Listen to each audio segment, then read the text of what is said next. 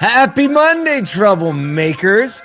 Got some stuff to talk about. Kyle's back in the seat. I missed him. I feel much better. So in honor of that, we're talking about Mazda's new leader, totaling EVs for just a little damage and Slurpees and charging together at last. Kyle's gone. He's back. If you're just in the audio podcast, Kyle disappeared for a second, but he's back now. He was gone. How was your trip, man? Can you hear me? It's good. Not Where'd really. You can't really hear me. It's great. We'll figure it out soon. Well, we can hear you. You sound great. Just so you know. Great. Just so Hang you know. tight. So, We'll switch. so basically, yeah, go ahead. While you're switching, if you didn't notice, we're doing a Motor Madness bracket for the next few weeks. And basically, you know, tournament brackets, everyone's doing the brackets where we're pitting classic cars against modern cars. And last week was the first round, and you can vote every single day.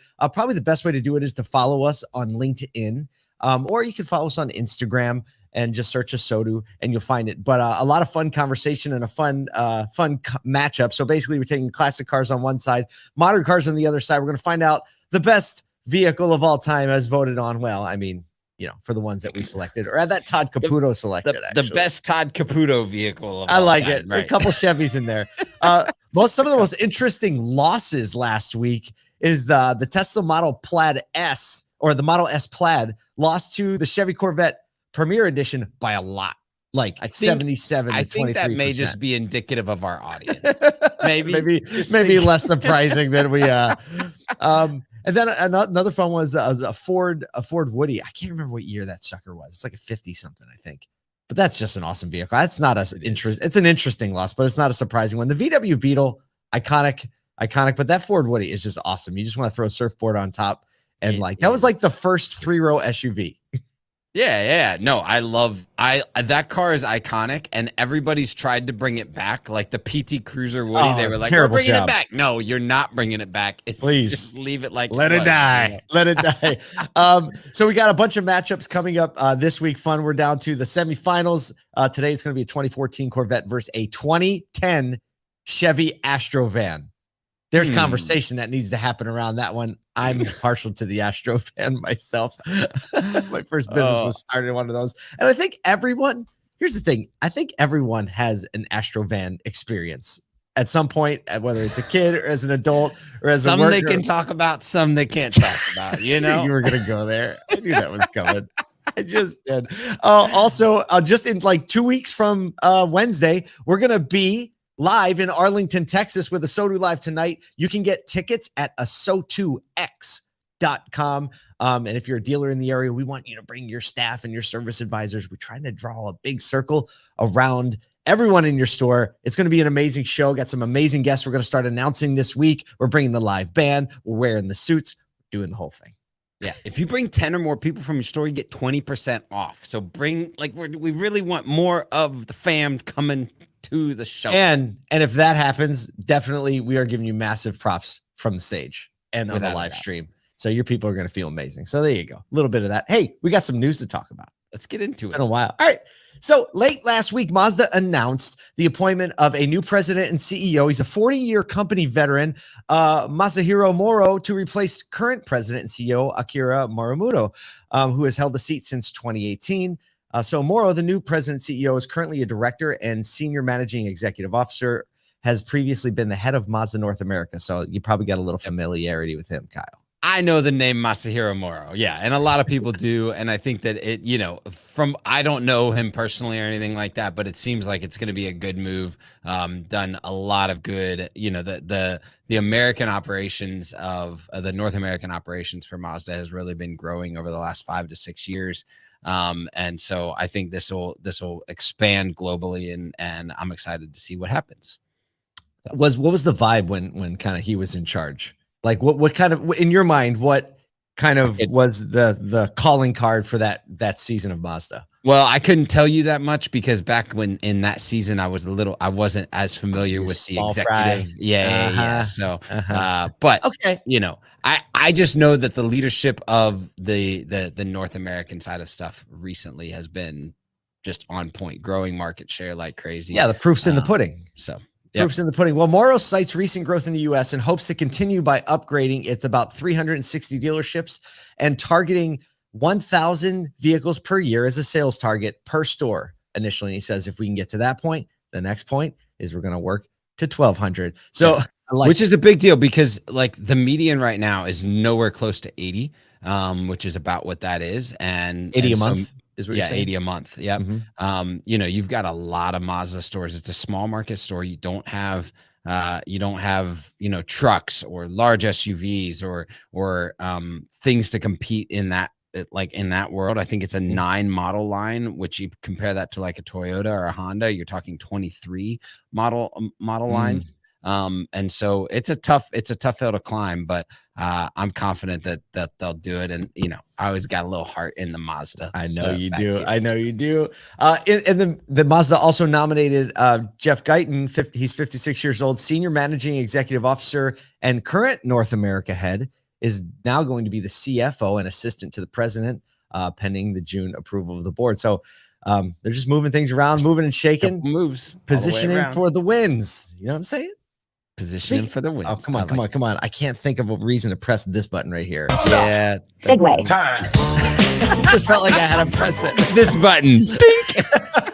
I just felt like we needed some segue energy, even without a segue. There you go. So insurers in Europe are being forced to write off completely these EVs that are just about new with only slight damages, sometimes just scratches to the battery packs because they're kind of unrepairable and they're lacking battery analytics data. It says in a Reuters report. While some automakers have made battery packs easier to repair over the years, Tesla's Model Y, the new Model Y, actually has a battery pack that is part of the vehicle's structure.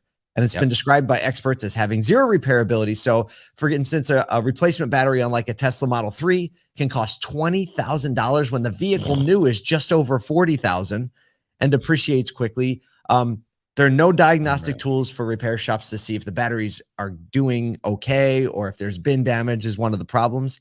And so, you know, Peter Gruber, owner of a Phoenix, Arizona company who is focused on replacing batteries mostly in older Teslas, he says an insurance company is never going to take the risk because they face lawsuits down the line if something is wrong. Something's wrong, and they don't have any battery data, meaning premiums are going to be higher for EVs. And also all the talk about being green and CO2 emissions, everybody knows it takes, or if you don't know, you're about to know, it takes a lot more CO2 emissions to create an EV.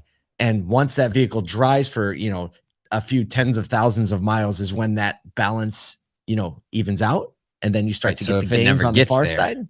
Yeah. So I mean, it's very interesting because this story is happening, and alongside of another story where local repair shops are now suing Tesla on the grounds that they've made it too hard to repair these vehicles. Hard, you know, where actually I don't know if it's the repair shops, but I think it might be a customer, you know, lawsuit that's saying, hey, look, we want to be able to take our vehicles to these side shops, but you made it too hard, the warranty process, the repair process. So you've got all of that kind of mixed up in, you know, insurance companies having to total these vehicles that typically they would be able to repair for $4,000 to $5,000, but now you got a $20,000 battery that's got a little scratch on it that they're worried about the next ownership or anything like that. It's still like there's still a lot of balance. There's also these stories of like basically these EV startups going under, these small EV startups that probably we haven't even heard of. There's over 100 of them apparently. Wow. That there's just worldwide that there's still that we're still seeing like them failing. And so it's still, we have to remember this is a very startup natured environment for EVs. And so there's still a lot to figure out. And the insurance thing is definitely a big one. And I'm like that makes me nervous, you know, because of the cost of insurance rising due to EVs. They said in some places in Europe, it's as much as like 30% higher if you drive an EV. Unbelievable. Right. You start thinking about cost of ownership. I mean, Tesla does have its own insurance product, right? So they obviously have the most data, and they have said that they're going to focus more on battery repairability, which makes a lot of sense when we're talking about this, but I guess one thing at a time. Right. The next problem comes up. Hey, before we go into this last story, because I think it's going to be a fun one, let's do a mid-March. It's kind of mid-March still. Mid-March vibe check in the auto dealership world. Kyle, what are the vibes mid-March when you're working in a dealership? I mean, typically, and we're like, as I'm talking to dealers this month, there's kind of like some are up, some are down. There's a lot more. There's a lot more volatility right now. But definitely that last 10 days of March, I don't care whether you're down or up. It's kind of like the last week of December. Anything can happen. There's a similar vibe, at least for me, because a lot of manufacturers have their year end, so they'll press on incentives, they'll press on you. The dealership owner presses. March is kind of historically the start of the selling season. You've got March and August as 2 big months in the year. And so you kind of get that, like, especially, man, I love that, like, the last 10 days is landing on the Monday. I'm sure that the morning meetings this morning are getting a little riled up, Oh, yeah. Yeah. Oh, yeah. So Ellie chimed in on the live stream, waiting on that sweet, sweet tax money. You know it. That's coming in. Carly White is saying, Carly. Carly. I used to work with Carly. He was in finance. I was a sales manager. No way. Back in the day. So he knows how we do. What's that? Yeah, at a Mazda store. Oh, even better. Even better. Bringing it all the way back full around. Circle today. And I'll tell you what the dealership vibes are in the Northeast. It's going to be 50 degrees today and sunny. It's going to be warmer there than it is here. I'll tell you what, the vibes always pick up when the sun's shining, the snow is gone, and people start to like emerge. In the Northeast, people you haven't seen your neighbors in 5 months. You know what I mean? And you're like, oh, I remember you. You made it through the winter. Congratulations. So I think the vibes are doing that. Well, speaking of vibes, just a straight vibe in this story. Segue time. All right, let us know what's up, Kyle. So the company who brought us everyday concepts that were once unheard of, such as coffee in a to-go cup, self-serve fountain soda, and being open 24 hours, are now shaking up the EV charging space. See, 7-Eleven has announced that they are going to bring their 7 charge networks of EV chargers across the U.S. and Canada, and they have said that, quote, they will build one of the largest and most compatible networks alongside an app that allows you to see where you're at. I mean, look, we've been saying this. Gas station companies getting in the EV charging game has to happen for the network to drive as deep into the US and Canadian fabric as gas and oil has.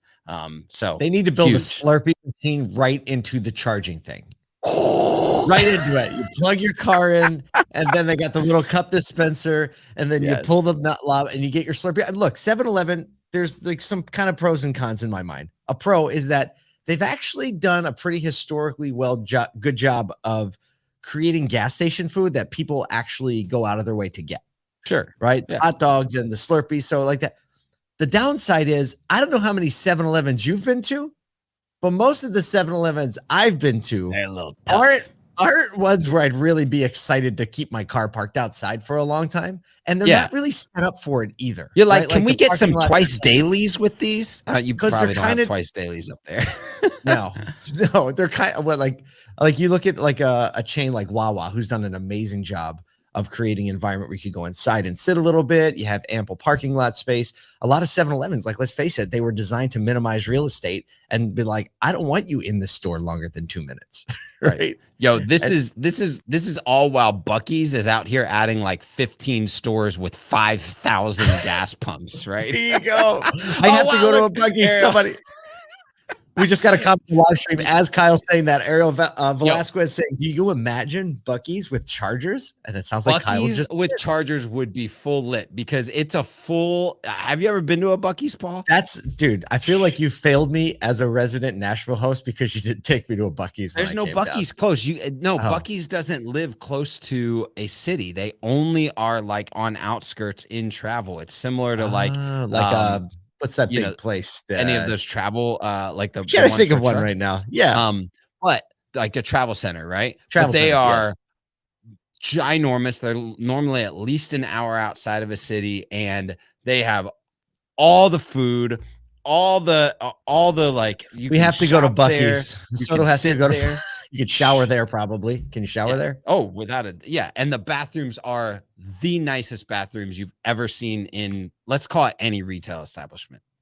Thank you, Rob Downs, for chiming in. Flying J. Flying J. It's exactly. I could picture the logo and the colors in the thing. So my schedules. We'll give it to 7-Eleven for being first, but someone else is going to be fancier. Yeah, it's kind of hard when you invented coffee in a to-go cup to like have people bet against you. Well, that is a Monday.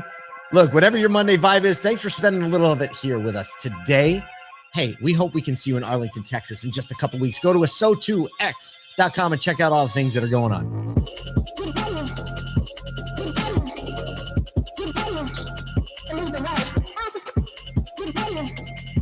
Get it